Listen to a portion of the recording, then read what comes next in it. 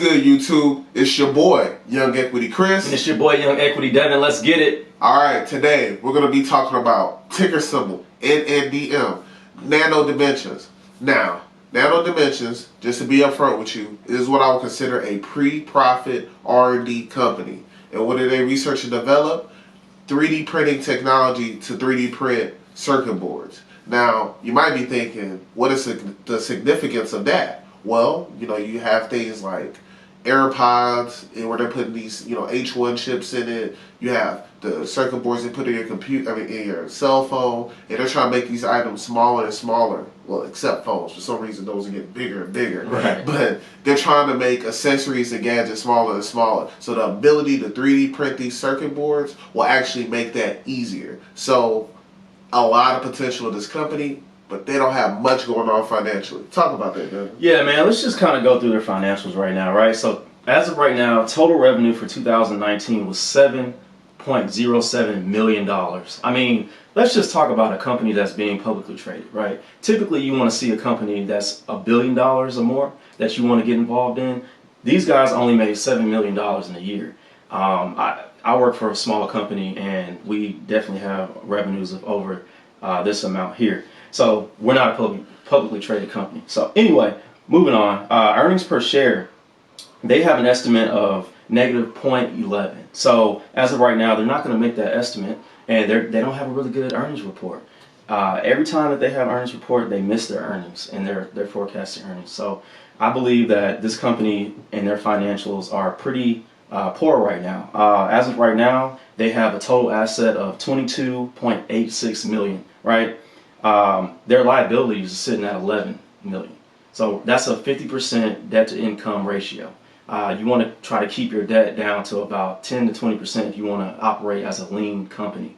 50% is just way too high. Think about what your debt to income ratio is when you're trying to buy a home, or you want to buy something, a car, you want to lease it, or whatever, finance. You have to have what, a 28% debt to income? Yeah, I think it's a 28 to 30. 28 to 30. Some people have 70%. I mean, that's, living check to check. Right. So you want to have about 28% as a personal, as your personal income, personal finance, debt to income ratio. This company is at 50.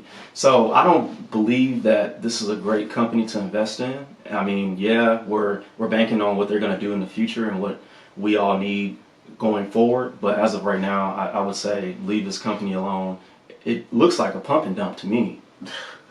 Oh, man. I mean, what are your thoughts? Well, I mean, look, I believe Cathie Woods has some, positive things to say about the company as well. But my own perspective is this. Again, I can acknowledge that, again, it's a pre-profit research and development company as we speak. So they have not tapped into the commercial side fully yet. Most of their sales are to universities trying to do research, and that has a limited capacity. And then with the illness, that probably even slowed down their spending because they had less people on campus and, being able to charge less fees at the university level. So when the things with the illness lifts and universities have more money to spend because their enrollment numbers go back up, and then once they tap into the commercial market and these big companies like Apple or whoever starts buying these 3D printed circuit boards from them, that is when this could be a disruptive company in the industry.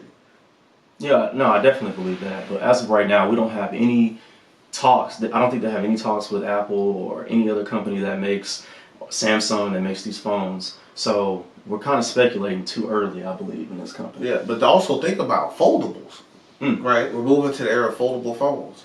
Yeah. A 3D printed circuit board is flexible. That's true. So if, foldable phones takes off, I imagine that they'll want to utilize this technology. Yeah, I mean, everybody has to start somewhere. But in 2016, their revenues were $46,000. I mean, that's the salary of a, someone that's fresh out of college. Yeah. Well, that's actually around the salary of an average, single man in America. So. Yeah. Okay, median's around 60, but I feel like, okay, yeah. 46,000 for this company. Everybody can be median like you, man. Oh, nah. Let us average guys make it, man. Nah, I'm just saying, listen, 46,000 for a total company, right? Maybe they had 1 employee, 2 employees. I'm not really sure. But in 2016, they made $46K in revenue. That's not really a lot. And now they're at $7 million. Correct. So that's a substantial increase. Yes. So I think the moral of the story that we can both agree with is you're not buying this company for what it can do in 1, 2, 3, or 4 years. You're buying it for what it can do in 10 years. Yes, I agree. Okay? Well, thank you guys for watching. It is your boy, Young Equity Chris. And it's your boy, Young Equity Devin. Let's get it. Let's go. Still can't stop it. Can it?